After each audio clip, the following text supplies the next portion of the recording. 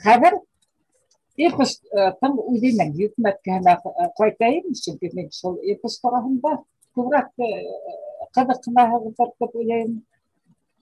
Эпоста тимәк, бөтәһен дә кеше тип ҡабул иттек һәм артабан туҡталығыҙ. Айырым-айырым образдарға туҡталырға мөмкин. Бына мин Урал батырҙан башлайым. Урал батыр менән Шүлгән. Икеһе тиң үҫә, икеһе бер үк шарттарҙа тәрбиәләнә. Йәнбикә менән Йәнбирҙе әллә ни иғтибар да итмәй уларға. Һунарға сығып итәләр, сөнки ғаиләне ҡарарға кәрәк. Һунарҙан йөрөп ҡайтҡас, тейгә теймә, быға теймә тип кенә әйтәләр, сығып китәләр. Һәм эпос башлана.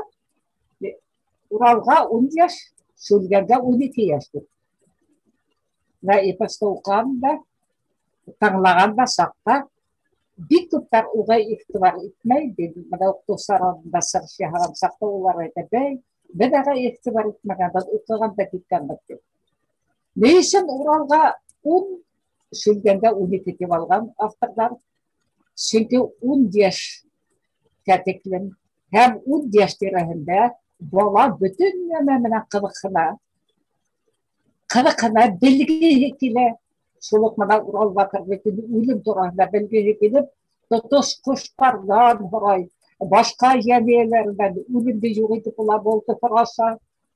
Әллә нисә тапҡыр атаһына, атай шулаймы ни ул, атай былаймы ни ул, атаһына өндәшә. 12 йәштән һуң инде бала мин үҙем беләм дигән фекергә килә һәм ул бер бәлә һорашмай да Шүлгән. Исмаһам бер тапҡыр атай тип әйтә эпоста. Атай нишә булай ул тип тә әйтмәй. 12 йәштә бала, тимәк, үҙ аллы үҙен-үҙе тәрбиәләй башлай. Ата-әсәйҙәр ошоно белергә тейеш. Баланы тәрбиәләйем тиһәң, 10 йәшкә тиклем. 12 йәштә һуң булыуы ихтимал. Ләкин тағы бер нәмәгә иғтибар итәйек. Баланы тәрбиәләйем тип, үҙеңсә итеп булмай.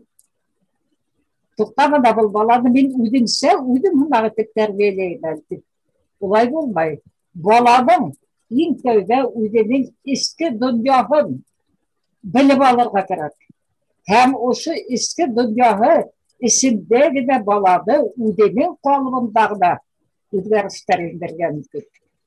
Һәм яҡшы яғына үҫеш, фыртыраҡ холҡо булһа, тотҡарлап, баланың үҙенә әйтеп, шулай тәрбиәләйем. 12 йәштәрҙә менән Шүлгәнде тәрбиәләү өсөн нәмә эшләргә кәрәк ине? Ныҡлап ҡына өйрәнеп Шүлгәнде уға йүнәлеш бирергә. Анда инде үҙ тәрбиә башлана. 12 йәштән һуң баланы тәрбиәләп булмай, фәҡәт үҙ тәрбиә өсөн йүнәлеш кенә биреп була. Йүнәлеш. Бына ошоно һалған бит халыҡ беҙҙең Урал батыр эпосына. Уралға 10, Шүлгәнгә 12. Һәм Урал бөтөн нәмә менән ҡыҙыҡһына, үлем тураһында ла ҡыҙыҡһына бөтөн нәмә менән. Шүлгәнде ысҡындырғандар ата-әсәһе. Ләкин тағы бер хаҡаһы Йәнбирҙең, ул балаларының холҡона бик үк иғтибар итмәй. Ул үҙенең теләгенә ирештем, мин өлгәштем теләгемә, 2 малайҙы ла батыр итеп тәрбиәләнем. Алар ҡурҡмаҫ йән итеп тәрбиәләнем тиҙә, икеһен дә арыҫланға атландыра һәм иң хәүефле юлға сығарып ебәрә. Үлемде табырға сығарып ебәрә. Икеһенә лә ышана. Икеһенә лә ышанып, икеһен дә ҡыйыу итеп тәрбиәләнем тигәндә, халыҡ нисек итеп биргән? Икеһен дә арыҫланға атландыра. Алар ысынлап та арыҫлан атланып йөрөй. Арыҫланға атланмайҙар. Уларҙың ҡыйыу йөрәкле батыр булыуын күрергә теләне Йәнбирҙе һәм аларға ышанып сығарып ебәрҙе тигән фекерҙе һалырға уйлайым. 2 балаһын да арыҫланға атландыра. Аҙаҡта нимә була? Бер юлы арыҫланға Тоқтағаш әйтекен анақтан Урал батыр Арысланға атланып бик күп жеңілдерге үлгеше һәм анақтан Ақболатқа атлана. Қолына болат қылыш тота. Шүлген немештей? Шүлгендің Арысланы хүрлігі. Арыслан хүрлікмей. Шүлген икілене башлай. Оның жүрегі икілене. Тоқта мен шәппен бұл айтып үйрейін. Әдешеп мен жеңіл жолына мәкена байлыққа, доңға үлгешмейін. Адабеттегі батшалықта шулай, бұл батшалықта бұлай. Бұда шулайтып, шүлгендің Арысланды хүрлікмей, жүрегінде икілене барлыққа келер.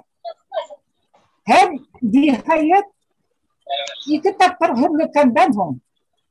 Şülgen dağıtıp Arslan tutmay. O Arslan tutmamay, öğüdünün yüreğinde hungi kişilik sıfatlarını yurtta sığarar. Hem başlay Şülgen üçüncü tapır hürlükten sakta Arslan tutmak kaldırıp gider. Арысланы бақырып, оның аяғына жығылар. Бұл ысынақта Арыслан оның аяғына жығылмай, іште болған теге кішіліктілік сифаттарының бұлғы сатқылары хүді. Hem Şülgen Zərqumға қосылып кетер. Şülgen Ождаға батшалығына барар. Ождаға Şülgenде тидігіне хизіп алар. Бұл жегітті дендегер Күдінде дендегер ұсқындардар бідәні файдалана алады. Hem іргәһендә отырған дейіздерге әйтәм, бұл жегітті файдаланайық дейді. Матур қыз ғыраға қыз берегет, байлық ғыраға байлық берегет. Енді батша болға екен, бірай батшалықы батша ете отырттығын. Тек бідәні файдаланайық. Сабырау батшалығын батып алғын ол. Çünkü Сабырау батшалығында Ақболат тәқат кішіге гіне бойғына. Тәқат кіші гіне Ақболаттың болат қылысын алала. Шүлген бұл істе ішлей ала. Тек қадар Шүлгендің күнсіл екенін біліп қалып, шул күнсілігіне басып яғай башлайлар. Şad Ождаға ипләп кіді, Şülgenге ите. Әхин біләң бәті, көрші батшалықта, Урал батша болуын тұрған бет. Ұшында Şülgenде күнсірлік барлыққа келер. Hem ол Ождағына таңлап, Сабырау батшалығына қарсы хүлгішаспақсы болар. Ең матур, ең ғәділ, Яңғият құрылған Сабырау батшалығына хүлгішаспақсы болар. Hem Ождаға Зәрқұм менен икеһин дейінгі атландырған. Демек, Şülgenдің қадар Арыслан жүрегі бүтінде юққа шықты, оның жүрегінде дейеулік болмышында дейеулік барлыққа келді. Hem Зәрқұм менен икеһи дейеуге атланып кетіп барған шақта, Зәрқұм ипләп кінабының құлағына шығырмай. Сол көрші батшалықта Урал батша етеді.